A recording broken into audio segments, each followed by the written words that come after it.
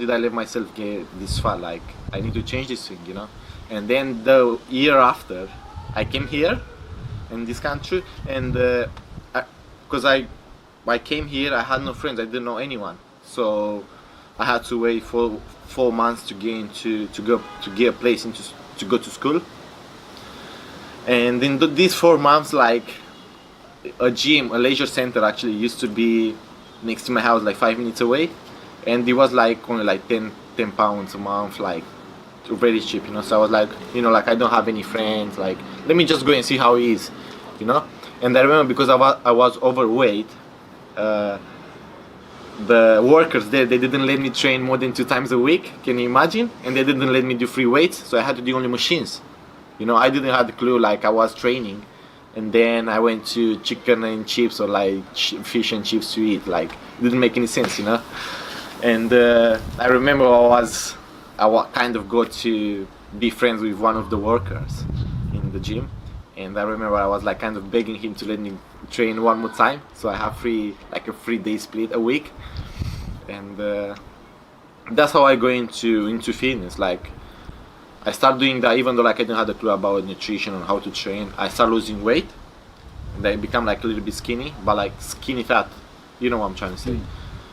And yeah, like, once I saw results, like, I kept going, like, it made me more interested, like, I always used to get excited, oh, let me go to the gym, you know.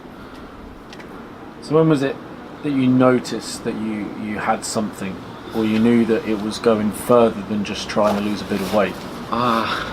So at this point, I think I was like 17 years old, so I had 2 years of training, and like, I kind of had like a little bit of idea how to train and stuff, and dieting, but not properly. And then after 2 years, I decided to compete, to do my first competition, and that was like a fitness model competition. And I remember I was getting ready for the show, and I remember I was working in a building site. With my family, with my dad. And I remember my mom used to wake up like 3 a.m. in the morning to cook like all my meals for the day, you know. And like, imagine, like, I was working like 6-7 hours in a building site doing like labor work because I didn't know what else to do.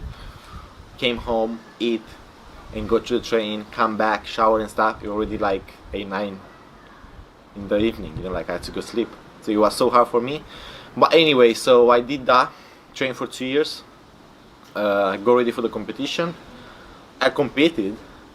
I didn't win because I was competing against like older people and people that they have experience and more muscle maturity.